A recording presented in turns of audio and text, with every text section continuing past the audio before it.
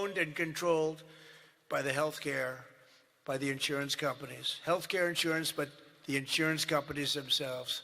So when you want to do something that's good for the people but bad for the insurance companies, it's very, very hard for them to go in a different way. Now, Republicans never do that kind of thing, right? You're owned by nobody, right? Nobody. See, a young girl up here say, yes. Some of them are a little bit shaky, but they're Republicans. We love them. We love them anyway, right, Mike?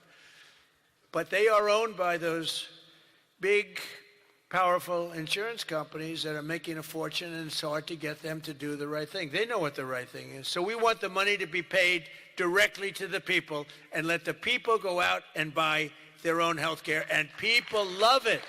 They love it. We can own the issue. For the first time ever, Republicans can own that issue.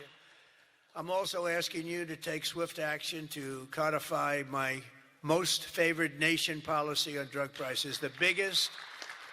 That alone should win the midterms. We have, and I tell this story all the time, my first term, third year, I actually had a slight, it was 0.25% decline in drug prices. First time in 28 years. I was so proud. I went home, told our great First Lady, who's now a movie star, I got the biggest, can you believe that? That movie was hot, and it is hot. She became a movie star. It was a good movie. But I went home and I said, you know, it's amazing. We do so well. We work so hard. This issue is the single biggest issue. Okay. I had a news conference, I'm embarrassed to say, a long time ago, my first term, third year, because I went up to a level that I did things that nobody's ever done. 28 years, I brought it down 0.25%.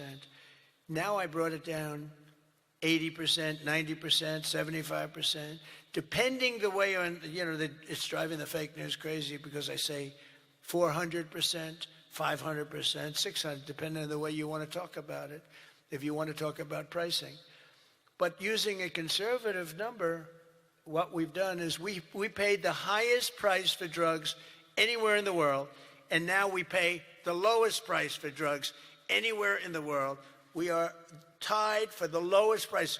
Whoever has the lowest price, that's what we pay. And I did that through tariffs. We had a little disappointing decision, to put it mildly, from the Supreme Court. Terrible decision for the people, but the good news is I have lots of other ways of doing the same thing. I just have to work a little harder. They want me to work harder, but we're doing the same thing with a lot of work. But I used tariffs to get this because I went to other countries. The drug companies were not easy, but I got them. And I said, we're not paying. We were paying for a pill $130 that in London and Germany and different places you'd pay $10. So we were paying 13 times more. They're paying $10, we're paying $130. And the drug companies, I called them in. We had a rough time, but it wasn't that bad. And they agreed because they knew that I couldn't get the countries. You had to get the countries to approve it. And I called up, and you've heard me say this a couple of times, not often, but I called the countries up. I called up France. I said, Emmanuel, you have to cut your good friends from America a reasonable deal. What's happening is you are paying a tiny fraction for drugs. No, Donald, I cannot do anything about that. I said, you can. He said, no, I will not do it. I will not do it. Because he'd have to raise his pill from $10 to $20 and maybe even $30. Ours would come down from $13, $130 down to $20. Think of that. From $130. That's what you're going to get. From $130 to $20. But he has to double his price from $10, and they were the boss. I said, no, you will. No, Donald, I cannot do that. And I heard this from all the other countries, too, very elegant people. And they were saying, no, we cannot do this. We will not do this. I said, yes, you will, 100%. No, we will not. Because, they have to double up their prices. And I said, well, here's the story. If you don't do it, I'm going to put, in the case of Emmanuel, I said a 100% tariff on all wines and champagnes coming into the United States. No, Donald, you cannot do that. I said, I've already got the legislation. It's right in front of my desk. I'm going to sign it. Emmanuel, He said, Donald, I will agree to this. So he agreed. Everybody agreed. I got every country to agree. And now you've done something that no other president could have done. No, I don't want to brag. But, you know, they've said this about a lot of things. No other president could do some of this shit I'm doing. No other president. The things I'm doing, nobody else was going to do it. They say it all the time, sir, could you do this? You're the only one can do it. But we got it done, and we got the countries to all go along. Because I said, if you don't do it, I'm going to raise your tariffs to 200%, to 150%, and that's 10 times more than I'm asking for.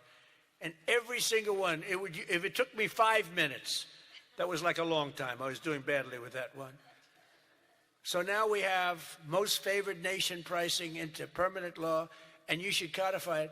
But I don't care that much about codifying it, because what politician is going to agree to increase drug prices by 500%, okay? So, but it's still good to have it codified. Don't you agree?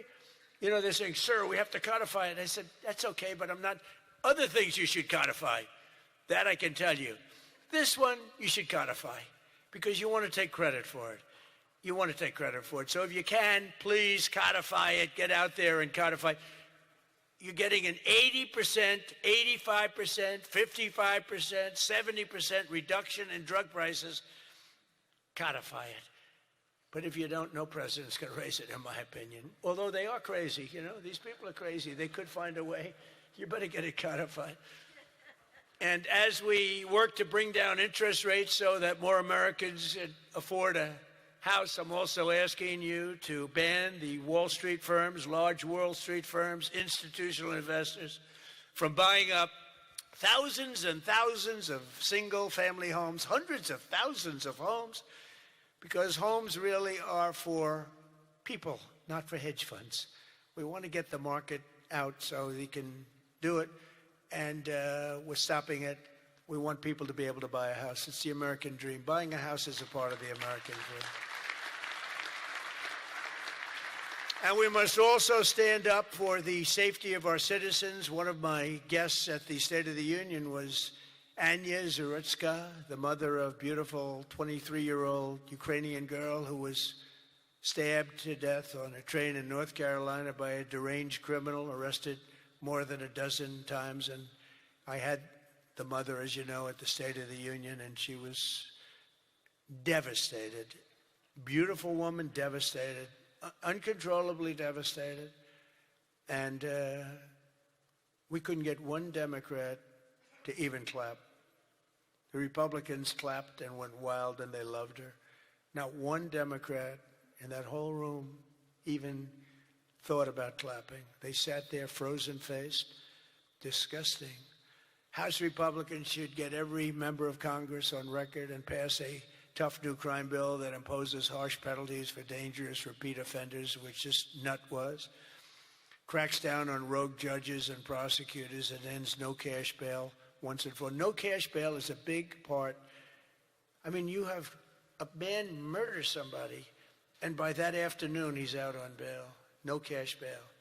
It's a huge problem. We also need to end deadly sanctuary cities, and you have bills before you now, and you're working on things, but hopefully you can do that, Mike, because it's terrible. They're sanctuary for criminals. That's all they are, sanctuary for criminals. They fight ICE all the time. That was the problem up in Minnesota. They had a lot of criminals in there. They wouldn't give it to us. And to stop illegal aliens who cannot even speak English from driving 18-wheel tractor trailers, they have no idea what they're reading. I wouldn't be able to do it in their countries. There's arrows, there's speed limits. They have no idea what they're reading. And in many cases, they're on drugs on top of that. We need to ban any state from granting commercial driver's licenses to illegal aliens. Have to do it. And I want to thank House Republicans for passing another common sense measure. I would think it's the easiest thing. I just told Mike. You know, you were at $19 million. I have to say this because I've never contributed. I was a huge contributor for years and years. Once I became president, I never contributed any money because the greatest thing about being president is I no longer have to contribute. Nobody ever asked me for money. They asked me for my endorsement. I've endorsed just about everybody in the room. but keep winning, right? Yeah. 124-0 this Tuesday. 124 wins, no losses. Is that good? And there were some rebels. We endorsed a few rebels, right? A few that Mike was saying, it's going to be a tough one. But we're 124-0. But as president, nobody ever asked me for money. And as president, as president, you sort of don't make campaign contributions. Right? But I heard you were at $19 million today. I said, has that ever been done? No, sir, it's a record, but 20 would sound better, right, Mike? Yes. He said, I'm going to give you $1 million. It's the first time I've done that. I never did it before. I never did it before.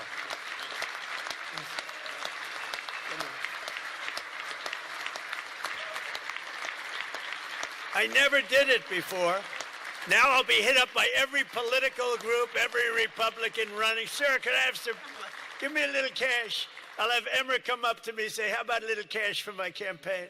I will no longer have the excuse that as president, anyway, no, but we had to hit the 20, right? We had to hit the 20. That was a hell of a thing. You beat it by a lot. You beat the record, the previous record by a lot. But I want to thank House Republicans for passing another common sense measure. To me, the easiest of all, the Save America Act to protect our sacred American. Look at this.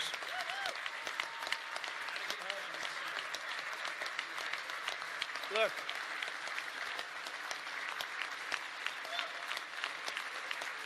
It's the easiest thing we have. I can't, it's the easiest thing we have. Now, the problem is you call it the SAVE Act, and nobody knew what the hell the SAVE Act. Have you been seeing, I've been working overtime the last month. It's called the, capital the Save America Act. And I saw Schumer yesterday, we will stop Save America. He's getting killed. They can't do it. And then the things within the Save America are so good. But just the title. So we had that with MAGA. Greatest name of all time. Make America Great Again. MAGA. It just worked. You know, I had something, Keep America Great. It was good, but it didn't have that MAGA. You know, there was nothing you could see. I had CAG. And CAG, I said, you know, no longer, that's not good. But MAGA is great, and we'll always respect MAGA. We love MAGA. We're never going to let you down with MAGA. But this one's even better if you think about it. This says, America. We're going to save America. The Save America. How can they fight us? The Save America Act. And I've watched them. I watched Schumer, who's horrible. What a horrible politician. He is now a Palestinian officially. He is registered as a Palestinian. He's taken the biggest turn of any human being I've ever seen. He's gone from totally pro-Israel to totally pro-Palestinian. He wants to protect the Iranian people that are quite nasty. But it's very simple. All voters must show the act. Voter ID. Ready? This is not complicated. Voter identification. Now, I have a whole list, but I don't want to put, I have like hundreds of things on the list. If you go shopping, if you do this, if you buy a car, if you license a car, if you point to everything you need to have identification. So all voters have to show identification, ID. All voters must show proof of citizenship in order to vote. So you have ID and you have citizenship. So far, good. No mail-in ballots except for illness, disability, military, or travel. Mail-in ballots are a disaster. Jimmy Carter, the best thing he ever did, he headed a commission after he was president. It was the single best thing, and he did a thing on mail-in ballots. He said mail-in ballots should not be allowed because they are inherently dishonest. And we have seen it time and time again, and we just keep going with it. And I put that down as a top three. Look, no mail-in. Now, you have the exceptions for the military, and I would even say foreign-based military. But for the military, for disability, for illness, and if you're traveling, you have an excuse. And I was lenient on that. But those three things. Then I added two more. These are best of, best of. These are called best of Trump. We should also add on to this bill. And so what I've asked Mike to do is to draw a new one with these few things added. And And let's go for the gold. Let's not just get one like voter ID, but, you know, it can be given to you by your daughter. You know, your daughter, she has to be of age, like above 6 years old, she's allowed to say. You had to see some of this stuff is so bad. They're doing everything possible because they know if we get this, they probably won't win an election for 50 years, okay? And maybe longer. And they're going to fight like hell. But boy, do they get killed. Because even the Democrats, you saw the numbers today, Democrats voted 86% that this stuff should be passed. The Democrats. With Republicans, you're at 98%. But Democrats are at 86, except for the people that run the Democrat Party, because they want to try and win elections illegally. It's the only reason you vote against voter ID is because you want to cheat. There's no other reason. They come up with reasons. They say, it's racist. That's their number one, racist. Then you have to explain it, and they're just sitting there mumbling. They can't explain it. And it's actually very insulting when they use the term racist. Very insulting to the people that they're trying to so-called defend, but they're not defending. Then I wanted to add two more to it because they're, I say 95%, maybe 100%. No men in women's sports, very simple. Add that in. And I wanted to add in one other, I'm not even adding in no open borders because, you know, there's some people that like open borders. These people are crazy, but that's okay. Because I want 5 things that are like close to 100%. No transgender mutilation surgery for our children. You can't have transgender for our children. So those 5 things. 5 things. Voter ID, citizenship, mail-in ballots, no mail-in ballots. Right? We don't want men playing in women's sports. That's got to be about close to 100%. We don't want men playing in women's sports and no transgender mutilation of our children.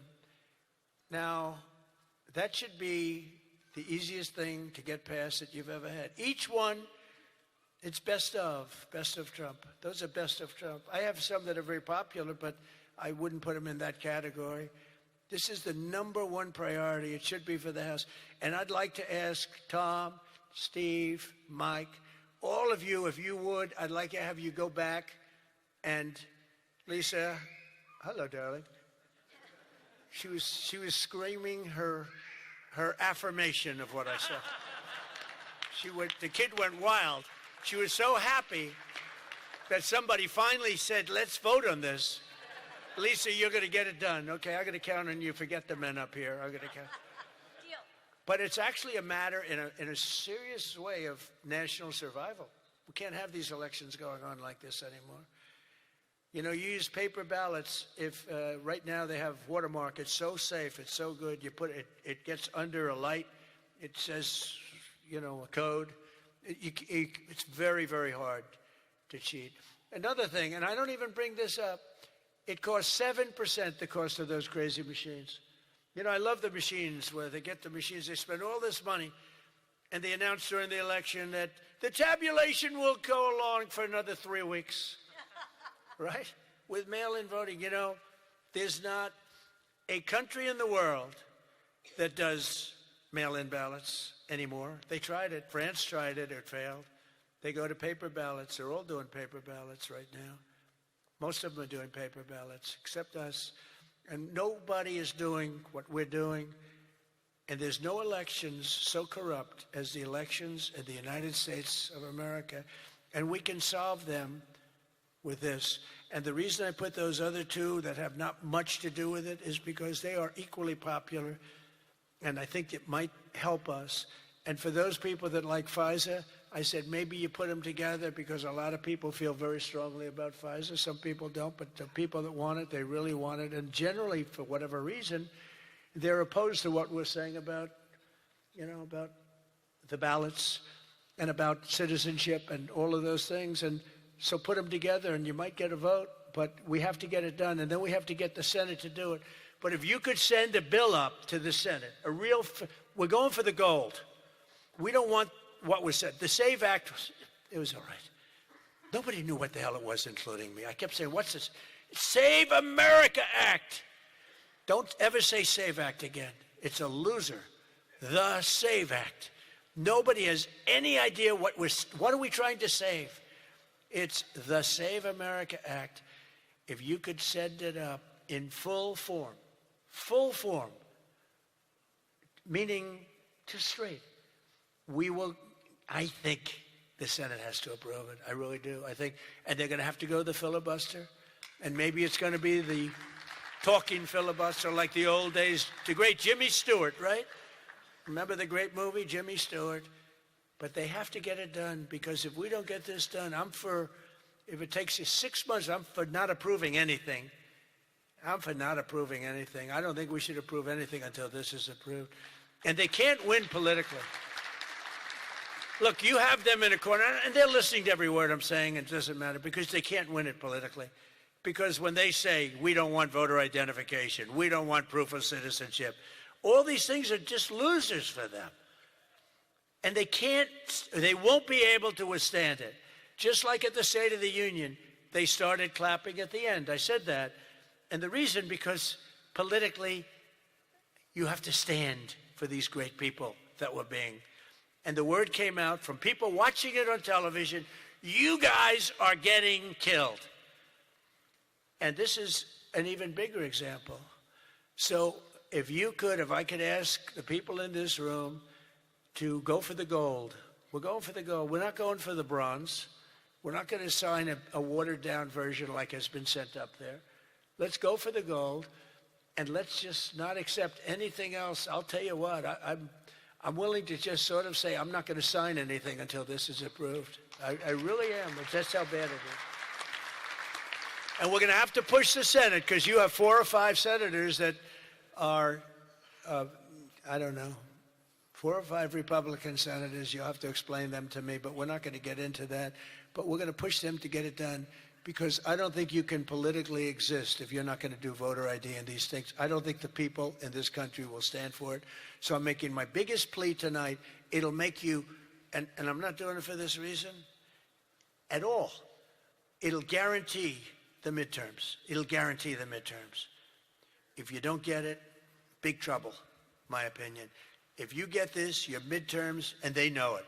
For 2 reasons. Number one, they won't be able to cheat.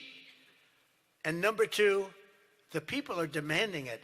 Every time I go out, Save America, sir, Save America Act. We want the Save America Act, sir. That's all they talk about. They don't talk about housing. They don't talk about anything. That's what they talk about. And if you send it up there, you're going to win the midterms at levels that you can't even believe. And you're going to win every election for a long time until somebody really screws things up, and hopefully that won't happen. But I've never been more confident that if we keep these promises and deliver on this popular agenda, the American people will stand with us in overwhelming numbers, just as they did in 2024. I heard Mike say it's actually 78 million votes, but it was actually 86. You know, they cheated like hell, but it was too big to rig. Remember? I won 3 times. First time was great. Second time, they cheated like hell. It was COVID. And their cheating was at an inspirational level. We can't let that ever happen again. And then they cheated again in the last election, but I went up. The term I used most was too big to rig. You got to go out. Don't believe, because we had polls having us way up.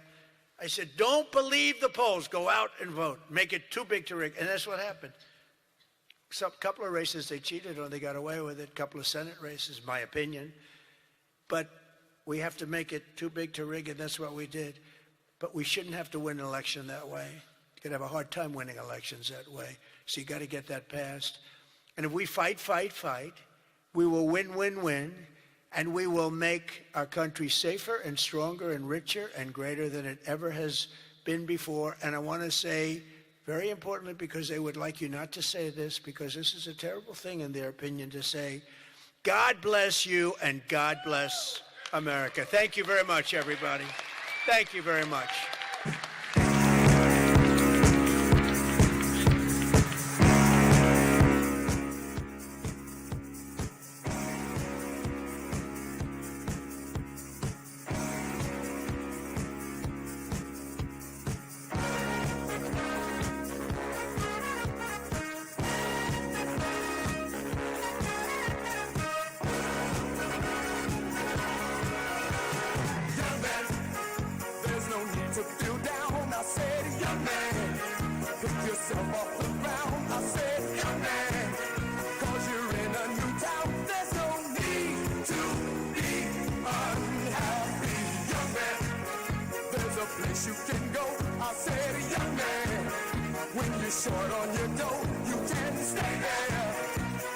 sure you will find many ways to have a good time. It's fun to stay at the YMCA. It's fun to stay at the YMCA. They have everything from your men to enjoy. You can hang out with all the boys. It's fun to stay at the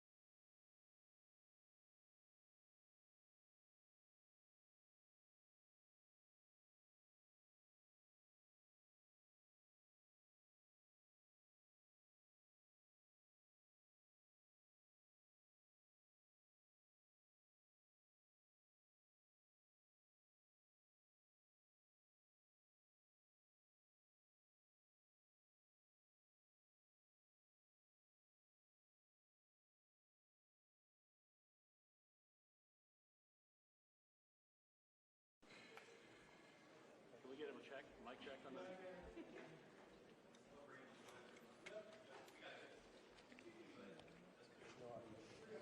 Gracie hasn't moved. Hey, Mike. I just need more. Mic check, 1, 2. You guys got it? 1, 2. Check 1, 2. Mic check, got it? Everyone good? Here's a question mic, question I'm gonna be mic, holding question the mic, microphone check, for check, them. check, question mic, check. If possible. Because I got to get from you to your right. That's why I got to get the faces. Yes. Is this supposed to be as well? You guys? Yeah.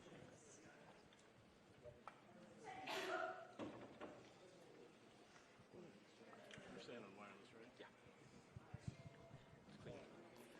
Nice job, man.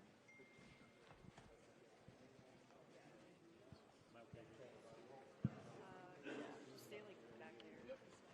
There's no reason for you to be out there, right? Not if I don't have to.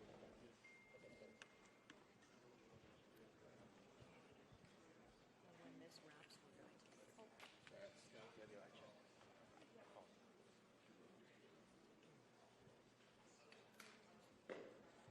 I'll just need. Michael, what's her? We'll have the desk and plug in. Thank you.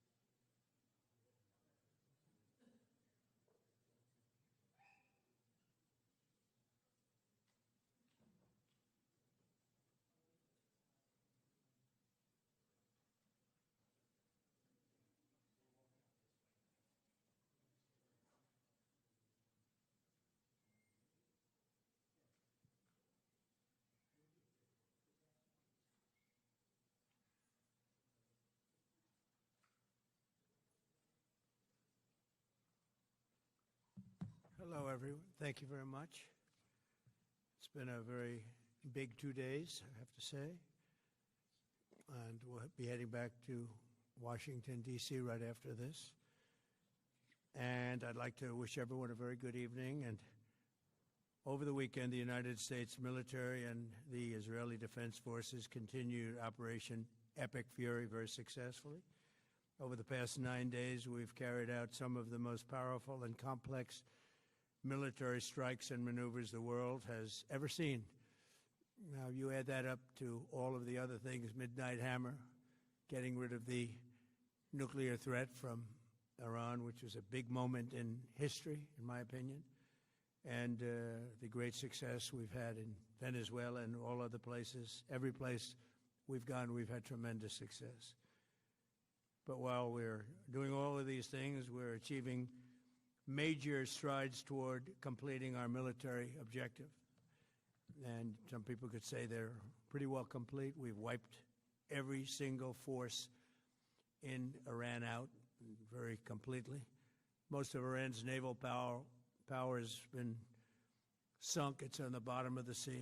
It's almost 50 ships. I was just notified it's 51 ships. I didn't know they had that many. Didn't last very long. And these are fighting vessels. They're meant to fight, but they're not meant to fight against us. We continue to target Iran's drone and missile capabilities. Their drones are way down. Their drone manufacturing has been hit starting today. We know all of the places they manufacture the drones, and they're being hit one after another. Their missile capability is down to about 10%, maybe less. We're also hitting where they make missiles and where they deliver missiles. We've struck over 5,000 targets to date, some of them very major targets, and we've left some of the most important targets for later in case we need to do it. If we hit them, it's going to take many years for them to be rebuilt, having to do with electricity production and many other things. So we're not looking to do that if we don't have to. But they're the kind of things that are very easy to hit, but very devastating if they are hit. We are waiting to see what happens before we hit them.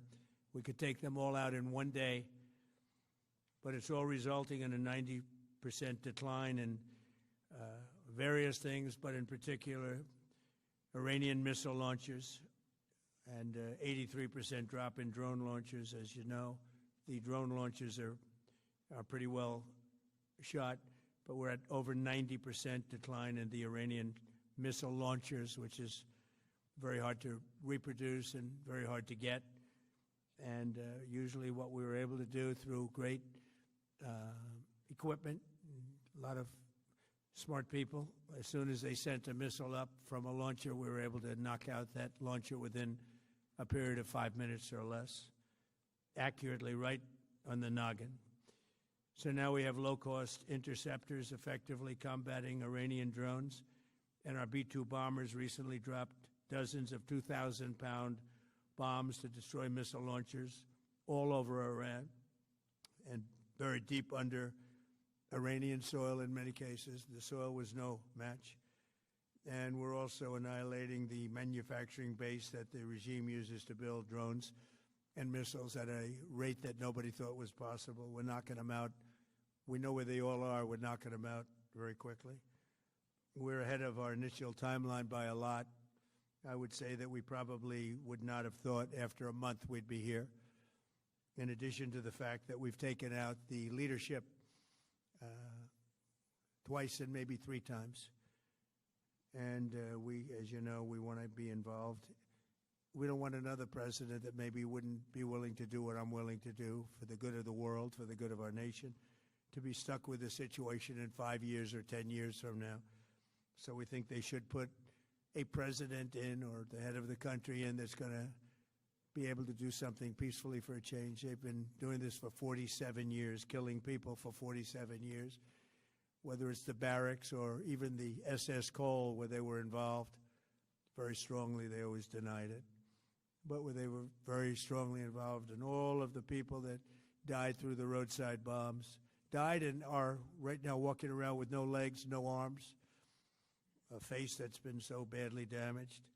The Iranian regime has been attacking Americans and spreading terror for 47 years, and despite these countless opportunities to renounce their nuclear ambitions, which they had just a short while ago, they told Mr. Witkoff, who is standing right over here, they said, they actually said, we want to keep building. Essentially, in a real nutshell, we want to continue to build nuclear weapons. If we didn't knock out Midnight Hammer, if we didn't knock out their Iranian potential, if we didn't do that with Midnight Hammer, they would have had a nuclear weapon. They would have used it long before now. And at a minimum, Israel would have been annihilated. I was very lucky that we had the courage to do that, that we had the talented pilots and the great equipment. The B-2 bombers are unbelievable. We ordered 25 more, by the way. The newer, better version. We have the greatest military in the world. We have the greatest equipment in the world by far. You see that no matter where we go. You still need the people, though, to operate it and to use it. And those are the people that we cherish. Even after we obliterated their key nuclear sites in Operation Midnight Hammer, they never negotiated in good faith. They still continued to say, we want to build nuclear. We want enrichment at levels that were unacceptable. And they even turned down an offer for unlimited free nuclear fuel forever for civilian purposes. We had people offering them free nuclear fuel. They weren't interested in that because they wanted to build a nuclear weapon. So instead, the regime was trying to reconstitute its weapons program at a different site. They couldn't go back to where they were, the 3 sites that we obliterated, but they were starting work at another site, a different site, different kind of a site, and that was protected by granite. They wanted it protected. Granite's pretty good, but they wanted it protected by a lot deeper. They wanted to go a lot deeper, and they started the process while rapidly building conventional ballistic missiles. They were going to do it all at the same time. It threatened our overseas bases and soon could have reached even our homeland. The regime's intention was to use this exponentially growing ballistic missile threat to make it virtually impossible to prevent them from obtaining a nuclear weapon. So as you probably saw, they had a tremendous number of missiles, most of which are now being used or destroyed, and very unsuccessfully used because we have been able, for the most part, to shoot them all down. What incredible technology. The Patriots have been unbelievable, and other things. And the laser technology that we have now is incredible. It's coming out pretty soon. Where literally lasers will do the work of, at a lot less cost, do the work of what the Patriots are doing or what other things are doing. The situation was very quickly approaching the point of no return, and the United States found it intolerable, in my opinion, based on what Steve and Jared and Pete and others were telling me, Marco, so involved, that I thought that they were going to attack us. I thought they would, if we didn't do this at the time we did it, I think they had in mind to attack us. And if you notice, they did something which was very foolish, very stupid, I would say. They attacked their neighbors. And their neighbors were largely neutral, or at least weren't going to be involved, and they got attacked. And it had the reverse effect. The neighbors came onto our side and started attacking them, and actually quite successfully. If you look at Saudi Arabia, you look at UAE, Qatar, and others, but they were strong and they were smart, but they got attacked. Nobody, when I first heard it, I said, no, somebody made a mistake.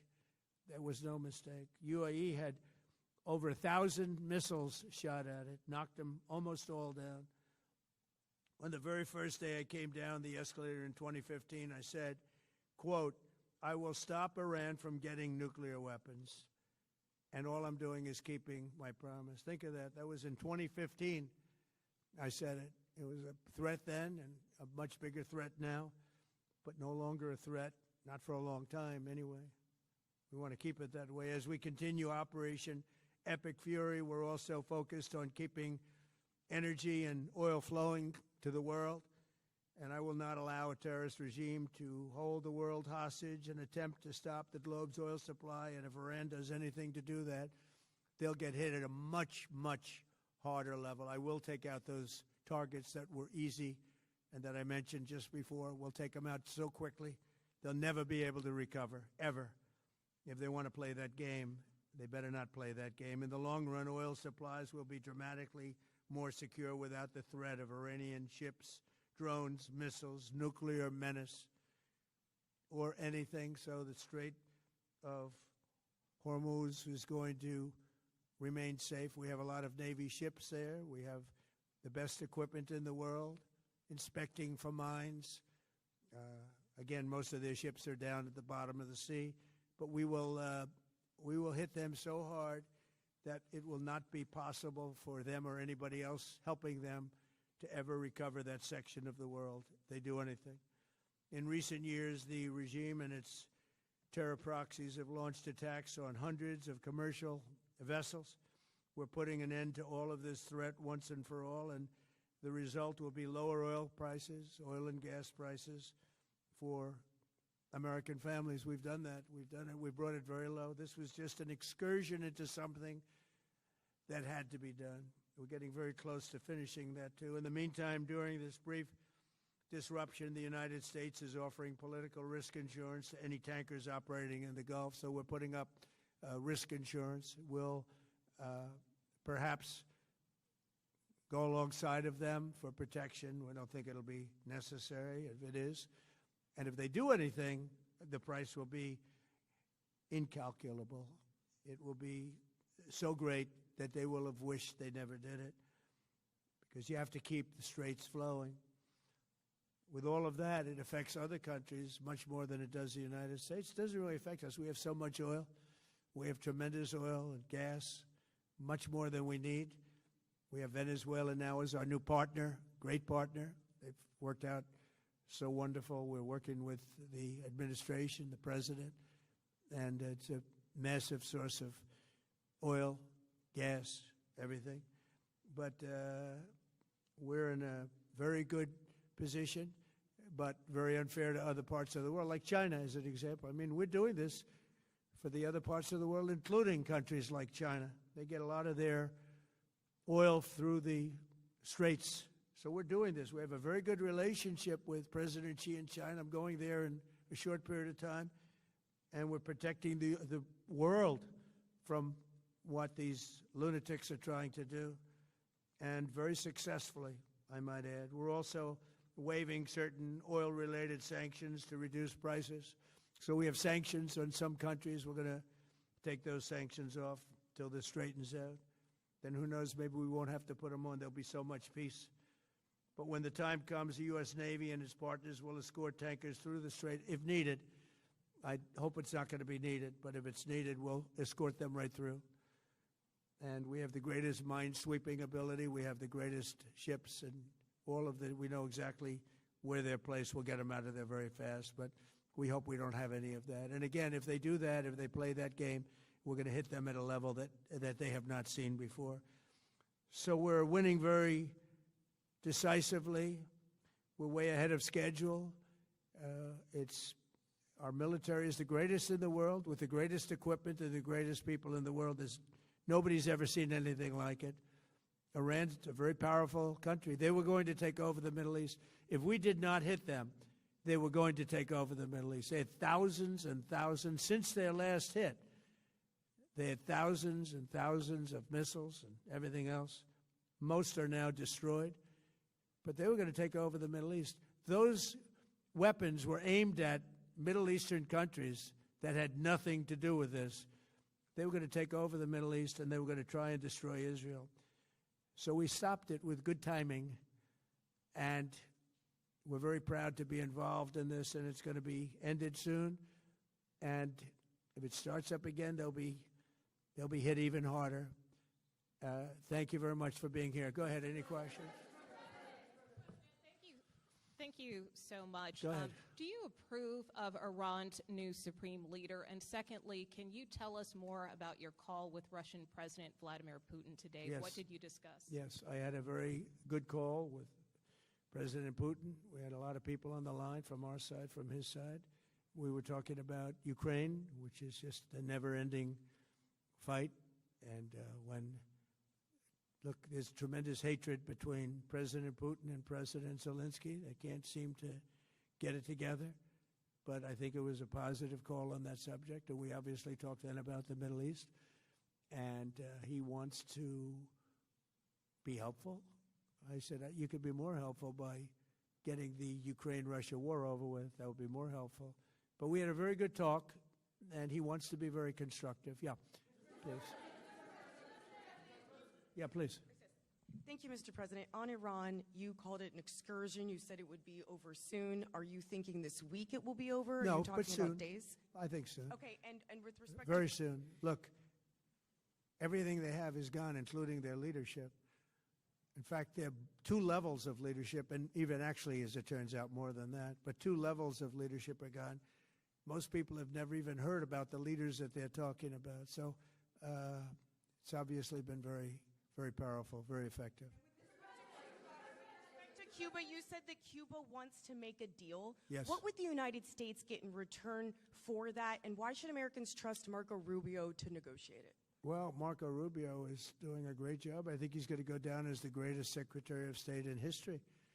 Look at what we've done as a presidency. Look at what we've done as an administration.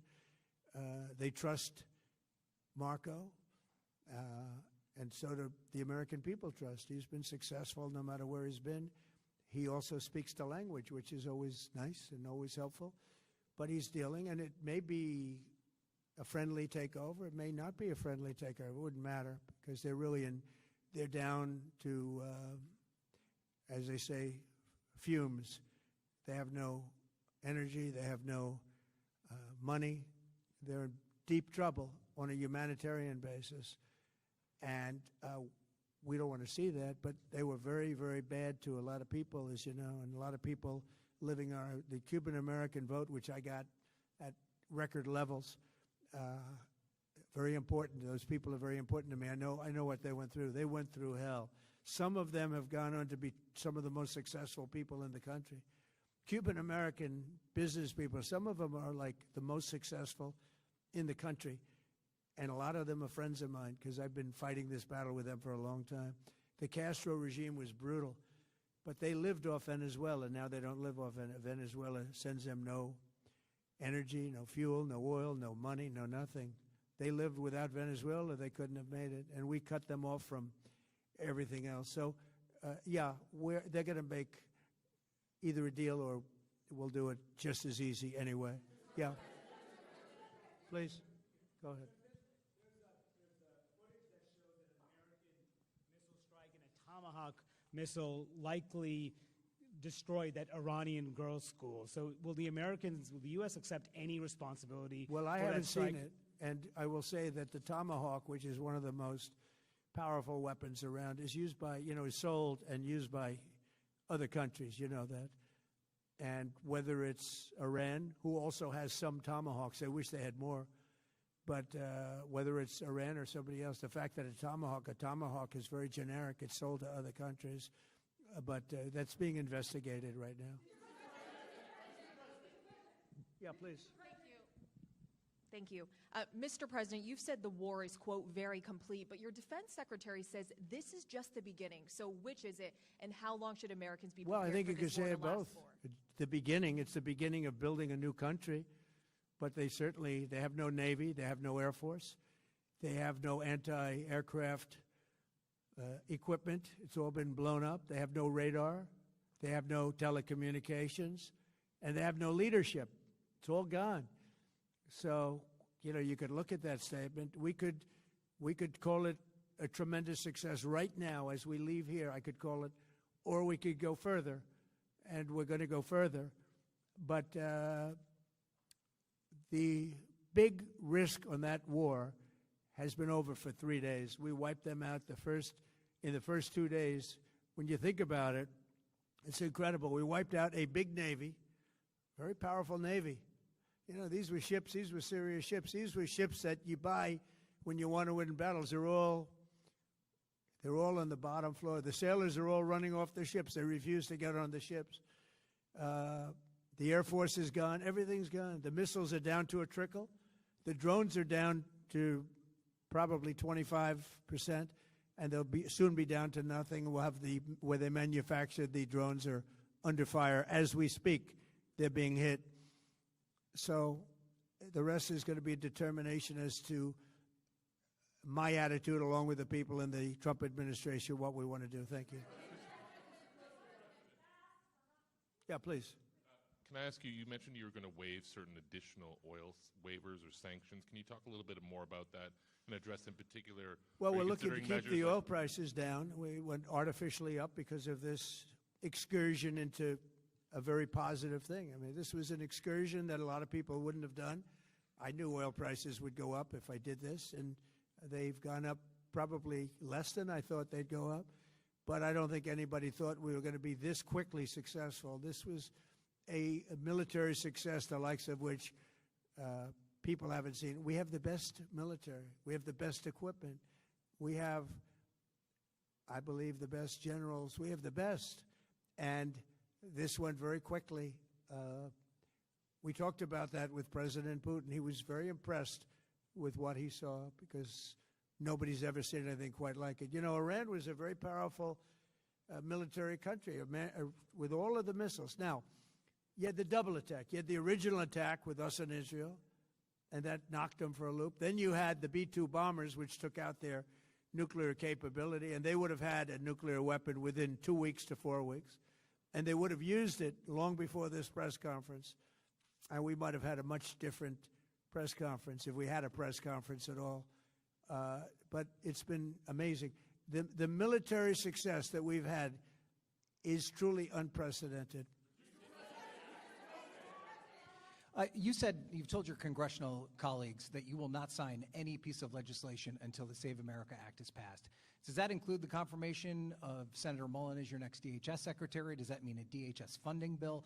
And Senator Thune said today it's not a matter of whether or not your Republican colleagues agree with the policy, it's about changing the process. In other words, getting rid of the filibuster to get there. So in order to get it, you're going to need Democrat votes. And what we're saying is the Save America, not the SAVE Act, which nobody knew what it was, the Save America Act, the Save America Act.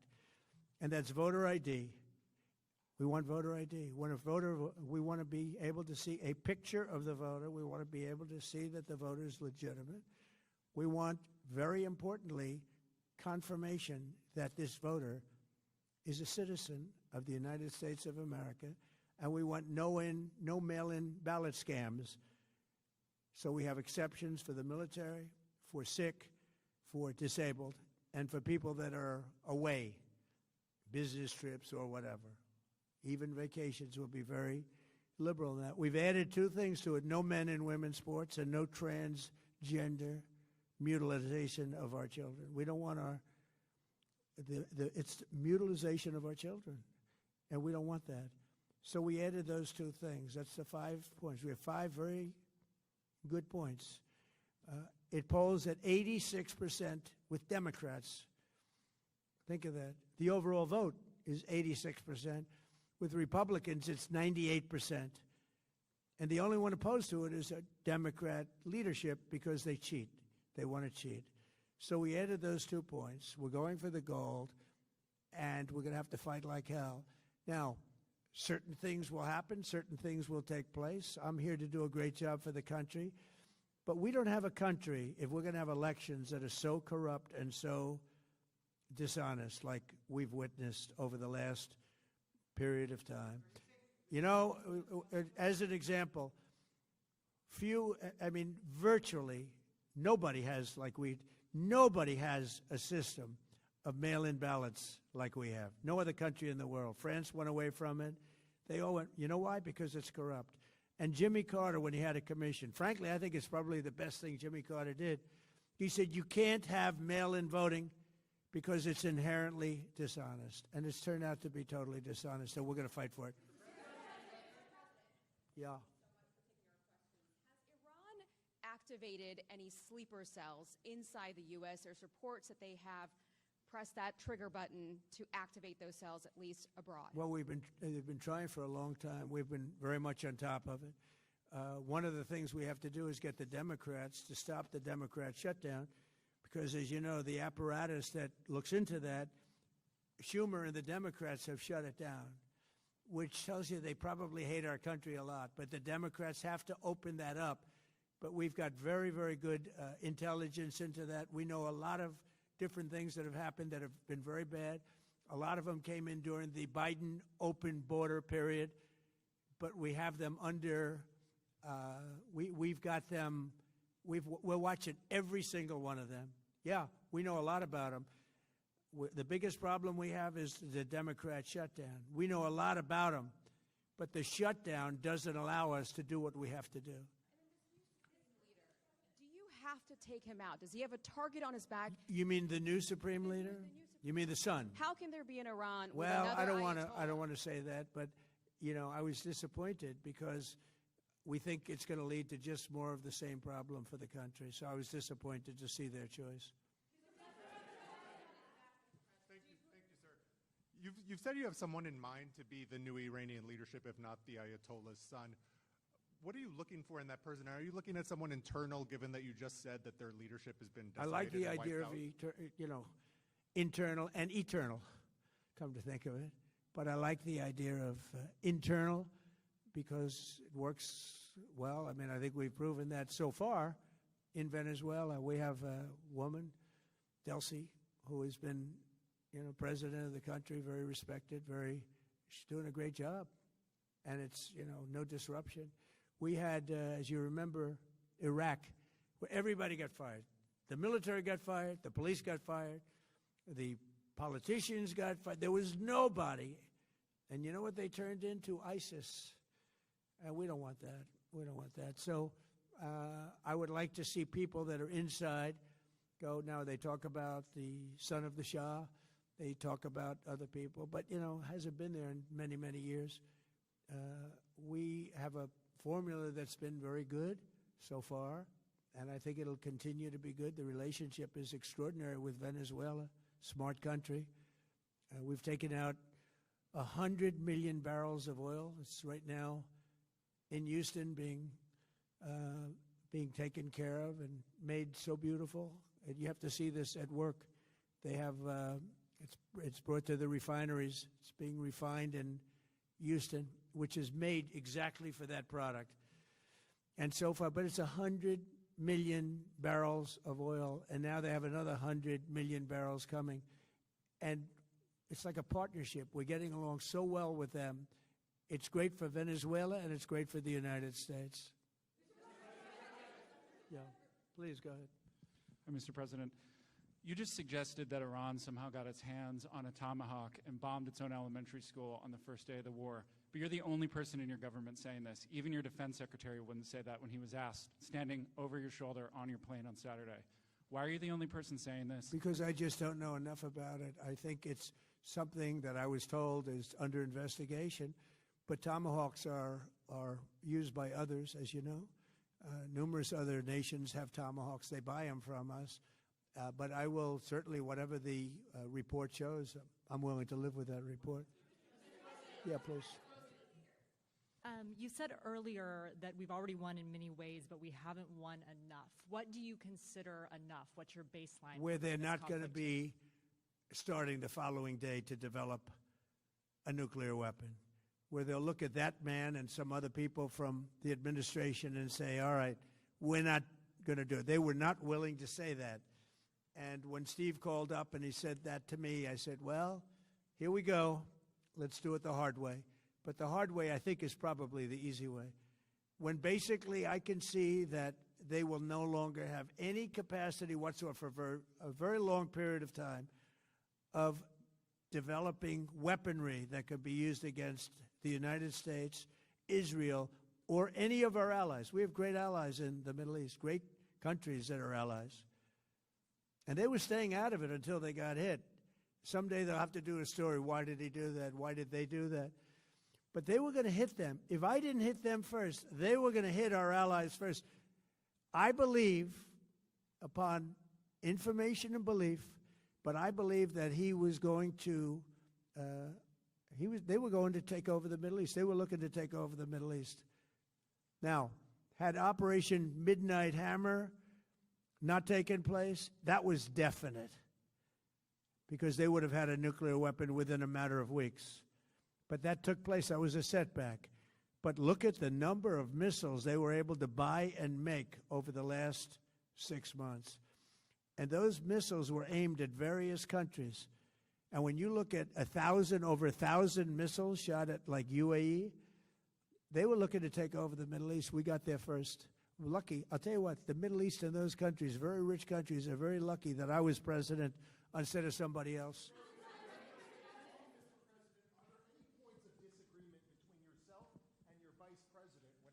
U.S. action in Iran?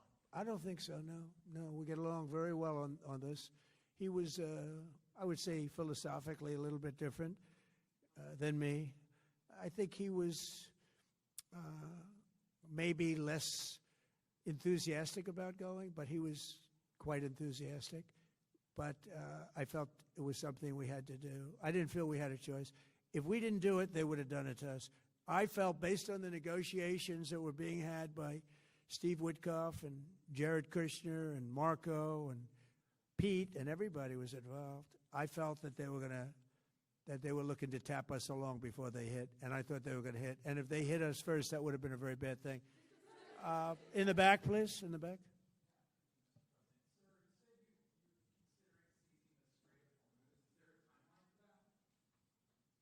About the Strait, you mean? Yeah, well, I want to keep it open. I want to keep it good. You know, it doesn't pertain to us so much as it does to China. We're really helping China here and other countries because they get a lot of their energy from the Straits. But, hey, look, we have a good relationship with China. It's my honor to do it. Yeah. You have called him an unacceptable choice. So does he have a target on his back? And how can you say I don't want to say whether or not he does because that would be inappropriate. But, hey, look, I had a target on my back because, as you people wrote pretty well, they caught the assassin that was after me. So we just got them first. But they caught the assassin. They have him now in custody that was after me. So, you know, but people don't like to mention that, but they did catch him. And I'd like to congratulate our military, Secret Service, FBI, all of the people that worked on that, but they did. Yeah, please. Go ahead. No, go ahead, please. Thank you, Mr. President. You promised the Iranian people you would help them, but it sounds like you're willing to end this fight after your military objectives have wrapped up. Isn't that a betrayal of the people? Will I help them? I'd like to, if they can behave, but they've been very menacing. You know, they're great people. They have an amazing population. It's amazing, smart, brilliant, energetic. They have a great, I'd love to help them, but they have to be in a system that allows them to be helped. And right now they're in a system that only allows failure. And I don't want that. And I want a system that's not going to be attacking us. We want a system that can lead to many years of peace. And if we can't have that, we might as well get it over with right now. Yeah, please. President, as of today, there have been 8 U.S. military fatalities associated with the war in Iran. How many American deaths are you willing to have in this war? Well, as I said before, when you have conflicts like this, you always have death. And I was at Dover yesterday. I met the parents, and they were unbelievable people.